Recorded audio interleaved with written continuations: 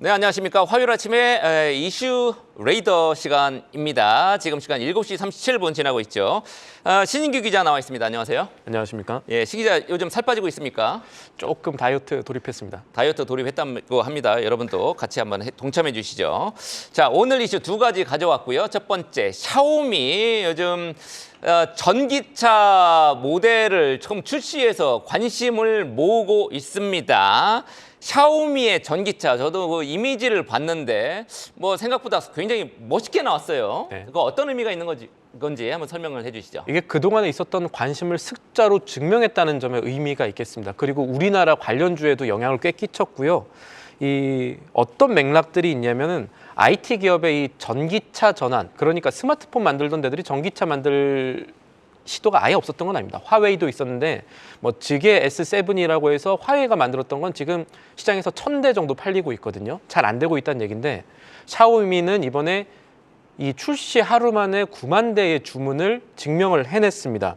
그래서 레이진 샤오미 회장이 애플도 포기한 전기차 우리는 자랑스럽게 성공했다 이렇게 얘기를 하는 맥락이 있고요. 이거는 애플 짝퉁 만드는 것처럼 보였는데 애플을 어떻게 보면 넘어선 의미가 있을 수도 있을 것 같아요. 이번 전기차는 뭐 내놨으니까. 포르쉐 뭐 닮아 보이기도 하는데 어쨌든 네. 그동안 주목받지 않았던 새로운 중국 기업에 대한 투자 가능성을 살펴야 할 수 있다라는 의미로 증권가는 해석을 하고 있습니다. 네, 지금 뭐 애플 따라하다가 이번에는 포르쉐를 따라하는 디자인을 보면 예, 조금 포르쉐 비슷합니다. 어쨌든 샤오미 뭐 저도 개인적으로 이제 청정기도 청정기가 아니고 저 로봇 청소기 좀 쓰고 있습니다만 예전에 선풍기도 산 적이 있고 여러 가지 많이 하죠. 예, 보면은 디자인이 생각보다는 좀 괜찮게 나오는 것 같습니다. 강점이 있습니다. 기술력도 그렇고요. 네. 어찌됐든 지금 신 기자가 얘기했듯이 국내 증시에도 영향을 끼치고 있다 이렇게 지금 얘기를 했고요. 샤오미 관련 종목들 국내 증시에 있습니까? 어제 굉장히 뜨거웠죠. 몇 가지 오른 기업들이 있고 또 옥석 가리기를 좀 하셔야 될 것 같아서 제가 취재를 조금 해봤는데 일단은 우리 산업이 어제 10% 이상 뛰었습니다. 여기는 PTC 히터라고 해가지고 이 온열 장치, 그러니까 자동차 이 공조 장치 만들어주는 기업인데 여기가 지난해 11월에 샤오미의 이 히터 수출하겠다 이거 발표를 했기 때문에 관심을 많이 받았고 사업 보고서를 보면은 PTC 히터 수출 단가가 개당 한 $84 정도 하는 것으로 확인이 됐습니다. 회사마다 계약 관계에 따라 조금 다르겠지만, 그리고 어제 25% 넘게 상승한 경창산업이라는 회사가 있습니다. 여기는 자동차 구동장치 제조하는 기업이거든요.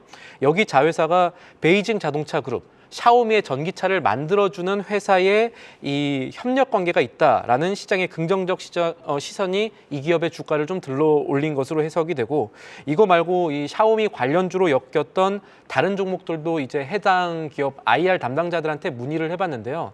일단 어제 이 오전 시간회에서 조금 많이 들어올렸던 카오디오 기업이 됐죠. 이제 오디오 기업 아남전자 같은 경우는 계약 관계가 없다, 우리는 아니다. 라고 확인을 뭐 해줬고요. 테마주처럼 일단 엮이긴 엮였네요. 엮이긴 엮였는데 우리는 아니다라고 얘기를 했고, 상신 브레이크는 이 IR 담당자들과의 조금 약간 분위기가 묘했습니다. 공개할 수 있는 계약 관계가 없다, 우리 아니다라는 입장을 보이긴 했는데 업계 쪽 얘기랑 이 회사 사업 보고서 보면요.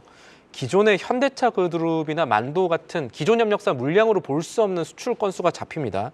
이 자동차 샤시 부품 기업들이 만드는 엑자일 어셈블리라는 뭐 축 같은 거 있는데 이런 것들 보통 브레이크 패드 하는 기업들이 잘 안 만들거든요. 이거를 지난해 500억 원 정도 만들어서 500억 원 정도의 수출을 올렸습니다.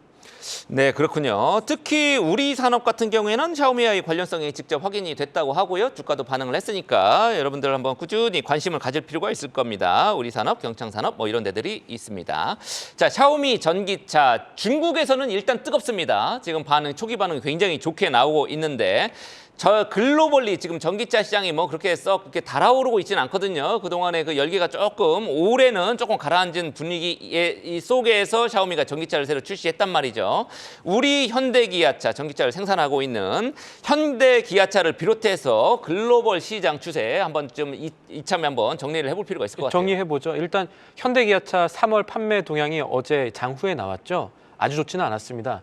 시장의 기대보다는 조금 내려가는 모습 보였고, 전기차들도 보면은 현대차의 아이오닉 6라던가 아니면은 기아차의 니로 EV6 이런 주력 전기차들의 판매가 생각보다 좀 감소했다라는 점들이 확인이 됐고, 세계적으로 미래차, 그러니까 전기차의 전환 기조가 조금씩 느려지고 있다는 거는 부정할 수 없는 사실이 되겠습니다. 미국이 오늘부터 포드 전기차 생산 인력 감축에 들어갔고요. 미국의 이 전기차 업체들 로즈타운 모터스나 파산 소식들이 계속 나오고 있지 않습니까? 넓게 보면 이런 상황에서 중국의 약진이 수출로 전환된다면 기존 업체들한테는 좋은 영향보다는 조금 나쁜 영향이 있겠다라고 볼 수가 있을 건데 주목되는 거는 하루 뒤에 공개될 테슬라의 1분기 인도량 정도가 될 겁니다.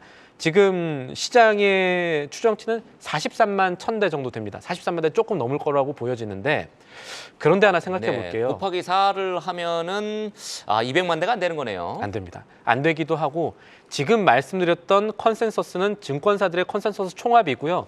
이 가운데서 조금 잘 보는 곳들은 어떻게 보고 있나 이걸 봐야 되는데 최근에 10개 분기 연속으로 테슬라의 인도량 오차 범위가 2.5%가 안 되는 데가 있습니다. 거의 독립연구기관인데 정확하게 예측을 했던다라는 얘기네요. 트로이 테슬라이크라는 데가 있는데 네. 여기가 이번에 1분기 인도량을 40만 9천 대로 잡았습니다. 40만 대.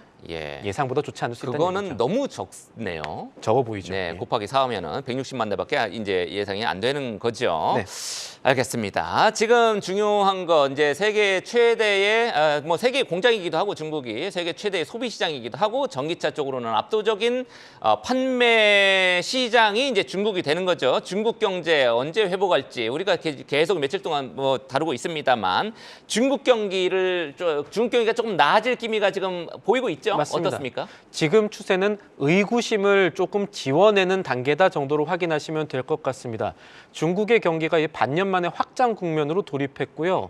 어제 나왔던 소식이죠. 중국의 1분기 GDP가 4.8% 성장을 했고 2분기에는 5.1% 정도 할 수 있다라는 얘기입니다. 네, 이거는 중국은행이 이제 예, 맞습니다. 추정을 했고요. 이 추정은 어떤 의미를 담고 있냐면 그동안에 중국이 내세웠던 올해 전체 GDP 목표 그러니까 5% 이거 달성 어려울 수 있다는 얘기들이 있었는데 불식을 시키고 있는 거고 소비재 교체하는 이 이구안신 정책이 올해부터 가동이 되는데 이 본격적인 영향이 있을지 주목됩니다. 이게 뭐냐면 소비자들도 전자레인지 같은 기존의 가전 좀 바꾸시고요. 저희가 중국 정부가 금융 지원해가지고 생산 시설도 바꿔줄 테니까 내수를 조금 활성화하시죠. 이런 의미인데 이게 지금 효과를 좀 얻고 있다는 분석도 나오고 있습니다. 네, 중국 경기도 턴어라운드를 하는 초기 시점이 아닌가 이런 진단들이 지금 나오고 있다는 소식이고요. 자, 두 번째 이슈 보겠습니다.